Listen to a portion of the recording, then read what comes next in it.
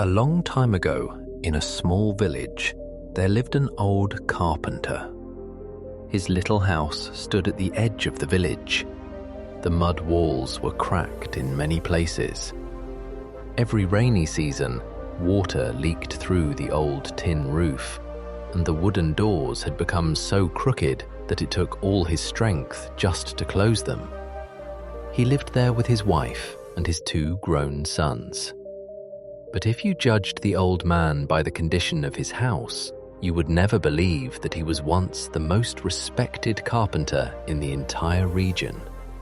People traveled from distant villages just to hire him.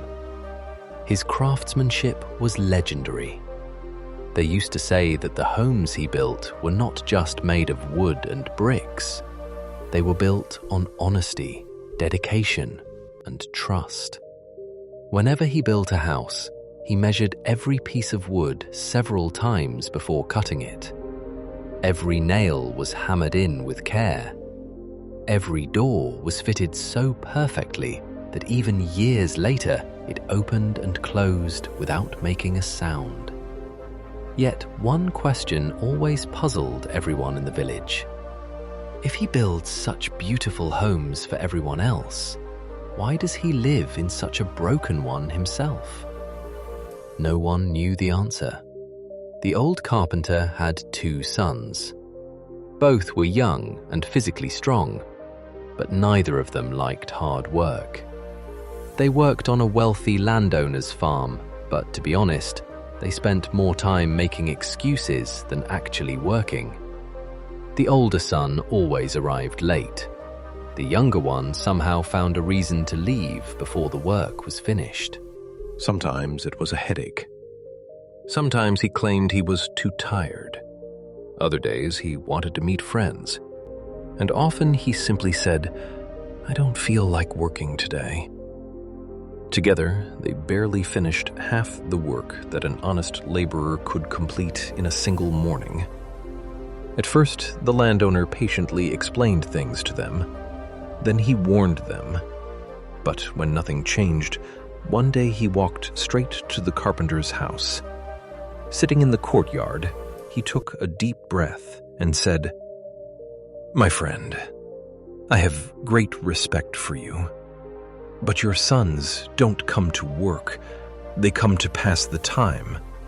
If they weren't your sons, I would have dismissed them long ago." The old carpenter lowered his head. As always, he apologized. He tried talking to his sons many times, but every word seemed to disappear into thin air. One evening, as the sun slowly disappeared behind the fields and the entire village glowed in golden light, the old carpenter called both of his sons to sit with him. His wife brought tea. The 3 of them sat quietly on old wooden chairs. For a while, no one spoke.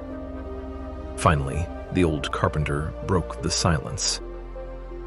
"Today," he said softly, "I want to tell you about the biggest mistake of my life." Both sons looked at him. He smiled, but behind that smile was a lifetime of regret. Then he asked, "Have you ever wondered why I spent my whole life building beautiful houses for others, yet we still live in this broken home?"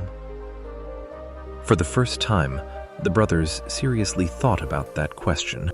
The old carpenter began. "About 30 years ago, I was known as the finest carpenter in this area. I never had a shortage of work. People waited months just for me to build their homes. And every house I built as if it were my own."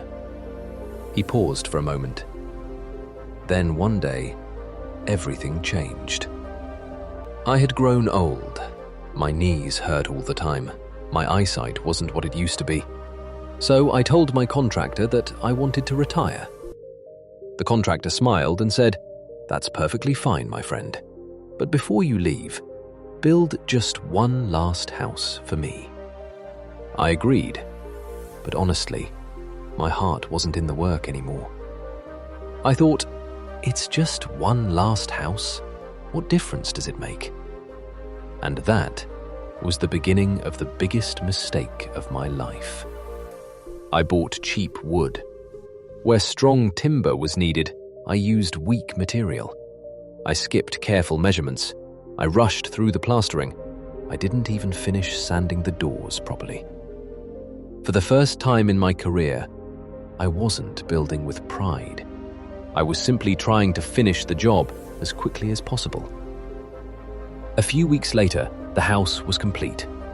The carpenter sighed with relief. He believed his work was finally over. But the biggest lesson of his life was still waiting for him. The contractor arrived to inspect the house. He looked around carefully. Then he smiled. He reached into his pocket, pulled out a key, and placed it in the carpenter's hand. The old man looked at him in confusion. The contractor said, "You have served me honestly for 25 years. This house is my gift to you." The carpenter felt the ground disappear beneath his feet. The house he had built carelessly, the house made with cheap materials, the house filled with shortcuts, that house was now his own. He would spend the rest of his life living inside it. His wife would live there. His children would grow up there. And in that single moment, he realized something that changed him forever. He hadn't cheated his contractor. He had cheated himself. The house you grew up in, the one whose roof leaks every rainy season, the one whose doors never close properly. This is that very house. I built it, and I ruined it with my own hands. Silence filled the courtyard. Neither brother said a word. The old carpenter gently placed his hands on their shoulders. "My sons, you think you're hurting the landowner when you avoid work. But the truth is, every time you choose laziness, every time you leave a job unfinished, every shortcut you take, you are weakening another brick in your own future.